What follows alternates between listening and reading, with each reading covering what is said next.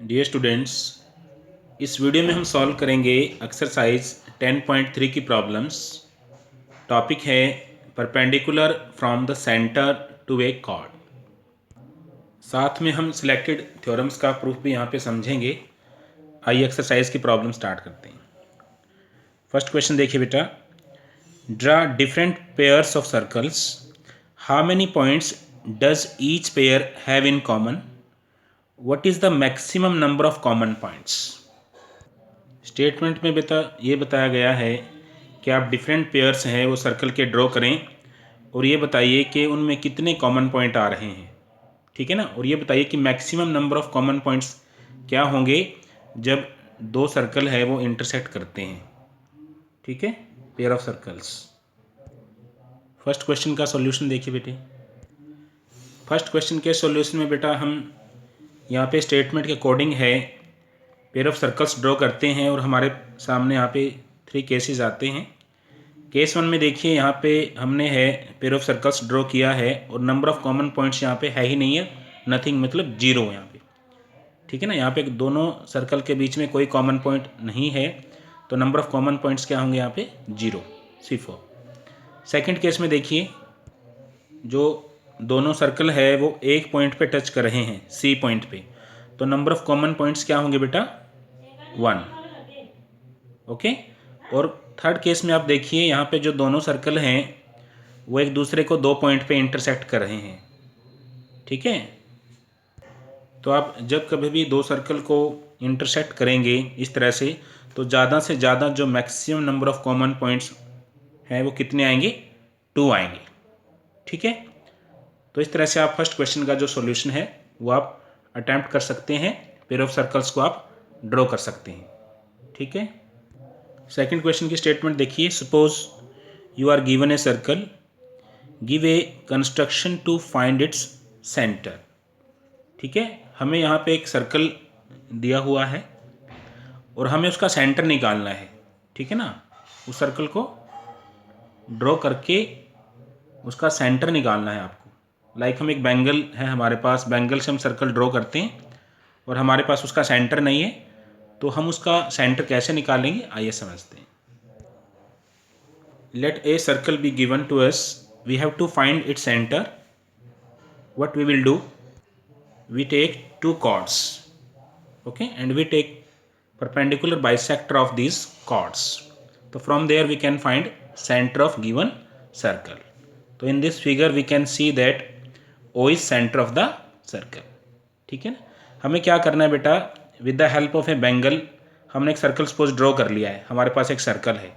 ठीक है, हमें इसका सेंटर नहीं पता, तो हम क्या करेंगे, सर्कल पे आप कहीं भी है 2 कॉर्ड ड्रॉ कर लेंगे। लाइक यहाँ पे AB और PQ है, वो 2 कॉर्ड हैं, ज़रूरी नहीं है कि वो इक्वल हों। ठीक है ना, आप अलग अलग लेंथ की कोई भी 2 कॉर्ड है ड्रॉ कर लेंगे और उन दोनों कॉर्ड का आप हाफ करेंगे, परपेंडिकुलर बाइसेक्टर। आपको पता है एक लाइन सेगमेंट का हाफ कैसे करते हैं। ठीक है ना, प्रकार की नोक आप B पॉइंट पर रखेंगे, आधे से ज़्यादा खोलेंगे और ये आर्क लगा देंगे। ठीक है ना, इसके बाद आप सेम रेडियस है उसको लेकर के A पॉइंट पे प्रकार की नोक रखेंगे और दोबारा से आर्क लगा देंगे, और जो दोनों आर्क्स आ गई हैं उसको आप इस तरह से ज्वाइन कर देंगे यहाँ पे।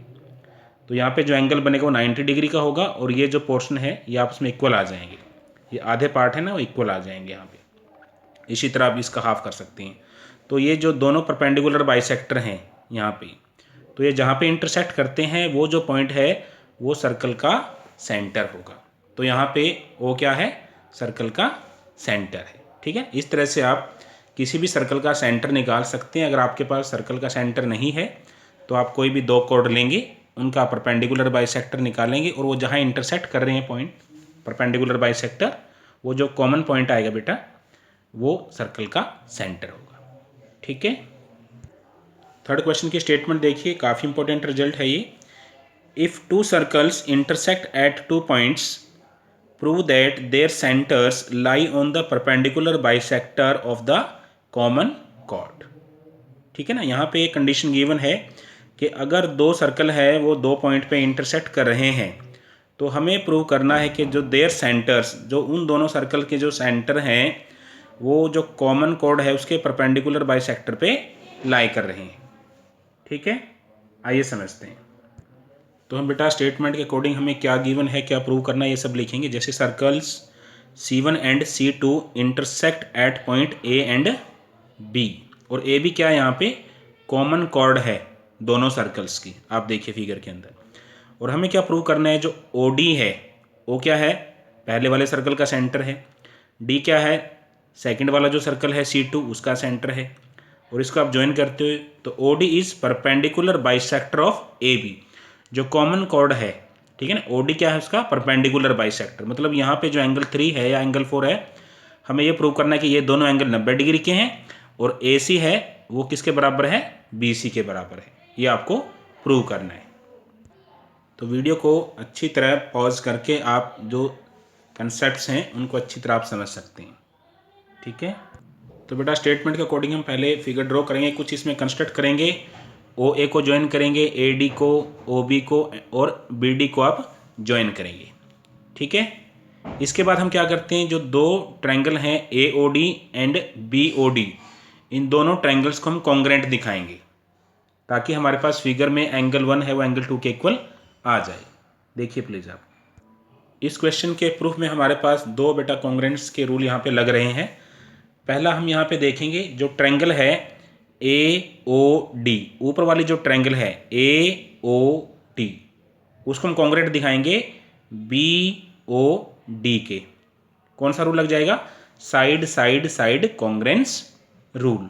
कैसे, OA है वो किसके इक्वल है, OB के इक्वल है, रेडियाई ऑफ सर्कल C1, ठीक है ना। DA है वो किसके इक्वल है, DB के इक्वल है, रेडियाई ऑफ सर्कल C2, और जो OD है वो दोनों में क्या है, कॉमन है, ठीक है। तो side side side congruence rule से ये जो दोनों ट्रायंगल है वो कॉन्ग्रेंट हो जाएंगी, और CPCT की वजह से जो एंगल 1 है वो एंगल 2 के इक्वल आ जाएगा, ठीक है। नेक्स्ट स्टेप में आप ट्रायंगल OAC और ट्रायंगल OBC को कॉन्ग्रेंट दिखाएंगे using side angle side congruence rule, ठीक है। साथ साथ आप फिगर में देखिए, यहाँ पे ट्रायंगल OAC और OBC, इन दोनों ट्रायंगल्स में आप देखिए, जो OA है वो किसके इक्वल है, OB के इक्वल है, रेडियाई ऑफ सर्कल C1, ठीक है ना। एंगल 1 है वो एंगल 2 के इक्वल है, ये हम प्रूव कर चुके हैं, ठीक है ना, प्रूव्ड। और जो OC है वो दोनों में क्या है बेटा, कॉमन है। तो आप एक ट्रायंगल में देख सकते हैं कि दो साइड हैं और इंक्लूडेड एंगल है यहाँ पे, तो कौन सा रूल लग जाएगा कॉन्ग्रेंस का, side angle side congruence rule. इसके बाद CPCT की वजह से जो एंगल 3 है वो किसके इक्वल आ जाएगा, एंगल 4 के इक्वल, ठीक है ना। और CPCT की वजह से जो AC साइड है वो किसके बराबर आ जाएगी, BC के बराबर आ जाएगी, ठीक है। अब हमें ये दिखाना है कि एंगल 3 और एंगल 4 की जो वैल्यू है वो 90 डिग्री है, परपेंडिकुलर बाइसेक्टर पे है OD, यहाँ पे लगा लीजिए।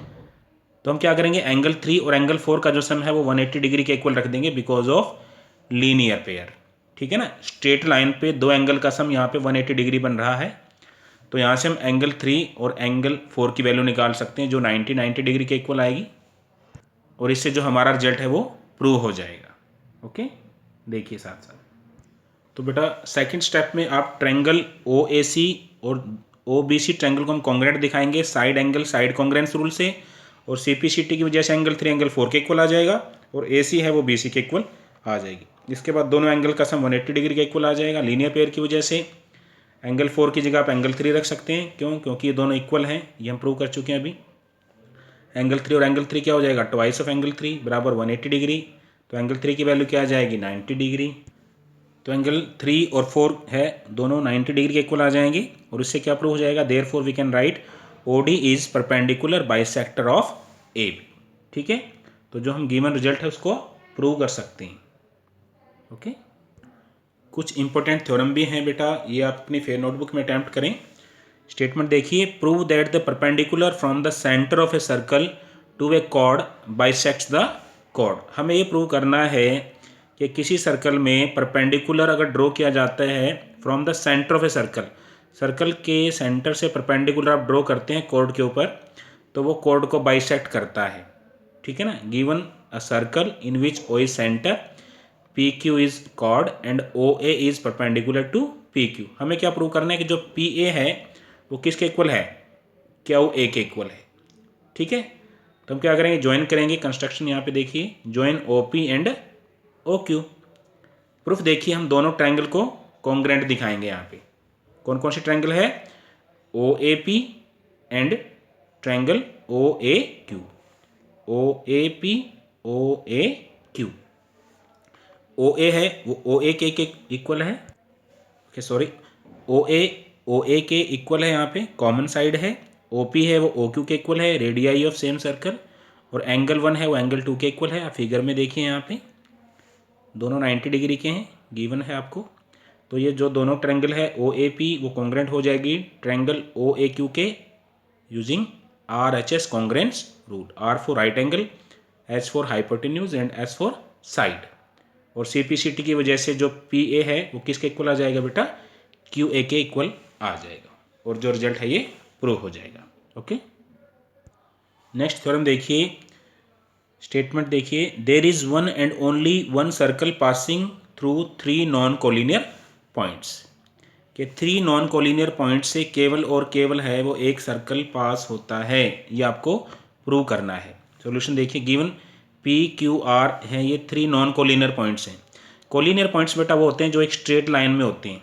ये तीनों पॉइंट एक स्ट्रेट लाइन में नहीं है, तो पी क्यू आर हैं कौन से पॉइंट्स होंगे, नॉन कोलिनियर पॉइंट्स होंगे। हमें क्या प्रूव करना है, हमें प्रूव करना है there is one and only one circle passing through P Q R. केवल और केवल एक सर्कल है वो इन तीनों पॉइंट से पास कर रहा है, ये हमें प्रूव करना है। कंस्ट्रक्शन करेंगे यहाँ पे, join P Q and Q are. पहले हम 3 पॉइंट लेंगे नॉन कोलिनियर पॉइंट्स और आप ज्वाइन करेंगे पी क्यू को और क्यू आर को। इसके बाद हम क्या करेंगे, परपेंडिकुलर बाइसेक्टर ड्रॉ करेंगे A B and C D of P Q and Q R respectively, जो है वो इंटरसेक्ट कर रहे हैं ओ पॉइंट पे। ठीक है ना, आप फिगर में देखिए साथ साथ। हम क्या करेंगे, पी क्यू को ज्वाइन करेंगे और आर क्यू को ज्वाइन करेंगे। इसके बाद इन दोनों जो कोड है हमारे पास एक तरह से, इनका आप हाफ करेंगे, परपेंडिकुलर बाइसेक्टर ड्रॉ करेंगे यहाँ पे। और ये जो परपेंडिकुलर बाइसेक्टर है ये ओ पॉइंट पे काट रहे हैं। ठीक है, तो यहाँ से आप सेंटर निकाल लेंगे सर्कल का, और यहाँ से ओ पी ओ क्यू और ओ आर ये तीनों इक्विडिस्टेंट हैं यहाँ पे। तो ओ पॉइंट को सेंटर लेके आप एक सर्कल ड्रॉ कर सकते हैं जो आपको नज़र आ रहा है यहाँ पे। ठीक है, तो वीडियो को पॉज करके आप अच्छे से इसका लॉजिक है वो समझिएगा। Join O P O Q and O R. Proof, since O lies on the perpendicular bisector of P Q. तो आप फिगर में देखिए जो ओ पॉइंट है वो परपेंडिकुलर बाइसेक्टर पे लाई कर रहा है किसके, पी क्यू के। तो ओ पी है वो किसके बराबर हो जाएगी, ओ क्यू के। इसको आप इक्वेशन नंबर 1 का नाम देंगे। इसी तरह O point lies on the perpendicular bisector of Q R, तो ओ क्यू और ओ आर है ये भी इक्वल आ जाएंगे, ये सेकंड इक्वेशन आ जाएगी। From first and second equation हमारे पास ये तीनों वैल्यू है सेम आ जाएंगी। O P O Q O R है ये मान लेते हैं रेडियस के इक्वल है। यहाँ पे ओ पॉइंट को सेंटर लेकर के और रेडियस आर है उसको लेकर के हम सर्कल ड्रॉ कर सकते हैं जिसका सेंटर ओ है और रेडियस है वो आर के इक्वल है। और एक हम सर्कल ड्रॉ कर सकते हैं जो इन तीनों पॉइंट से पास करेगा पी क्यू आर से। आप फिगर में देखिए प्लीज़, फिगर में आप देखिए जो ओ पॉइंट है वो पी क्यू के परपेंडिकुलर बाइसेक्टर पे लाई कर रहा है। इसी तरह जो ओ पॉइंट है वो क्यू आर के परपेंडिकुलर बाइसेक्टर पे लाई कर रहा है। ठीक है ना, तो ये जो कॉमन पॉइंट है यहाँ से ओ पी ओ क्यू और ओ आर सब इक्वल आ जाएंगे, जो सर्कल के रेडियस के इक्वल आ रहा है यहाँ पे मान लेते हैं, तो हम पूरा सर्कल ड्रॉ कर सकते हैं। ठीक है, अब हम यहाँ मान के चलते हैं कि इफ पॉसिबल, यदि संभव हो, let there be another circle C जिसका जो सेंटर है वो O1 है और रेडियस है R1। मान लेते हैं दूसरा एक सर्कल है जिसका सेंटर O1 है और रेडियस R1 है, वो इन तीनों पॉइंट से पास कर रहा है पी क्यू आर से। तो इसका मतलब है कि जो O1 है वो परपेंडिकुलर बाइसेक्टर्स पे लाई करेगा ए बी और C D of P Q and Q R. ठीक है, इसका मतलब है कि ए बी और जो सी डी है वो इंटरसेक्ट करेंगे O1 पॉइंट पे। हम यहाँ मान के चल रहे हैं कि पी क्यू आर से एक दूसरा सर्कल है वो पास कर रहा है जिसका सेंटर O1 है। इसका मतलब जो O1 है वो PQ के परपेंडिकुलर बाइसेक्टर पे लाई करेगा, ठीक है। इसी तरह आप यहाँ पे देखिए RQ के परपेंडिकुलर बाइसेक्टर पे वो लाई करेगा, O1 पॉइंट CD पे लाई करेगा। इसका मतलब है कि जो AB और CD जो परपेंडिकुलर बाइसेक्टर हैं ये O1 पॉइंट पे इंटरसेक्ट करेंगे, क्योंकि हम जानते हैं कि जो दो लाइंस होती हैं वो एक पॉइंट से ज़्यादा पॉइंट्स पे इंटरसेक्ट नहीं कर सकती। तो O1 और जो O पॉइंट है वो दोनों क्या करेंगे, कंसाइड करेंगे बेटा, ठीक है ना। तो हम यहाँ पे देखेंगे कि जो दोनों सर्कल्स हो हमारे पास यहाँ पे जो आ रहे हैं वो कॉन्ग्रेंट होंगे, ठीक है ना। इसका मतलब दोनों की रेडियस क्या हो जाएगी, इक्वल हो जाएगी। Hence we can prove that there is one and only one circle passing through three non-collinear points, ठीक है। तो आज की वीडियो में बस इतना ही। Thank you so much.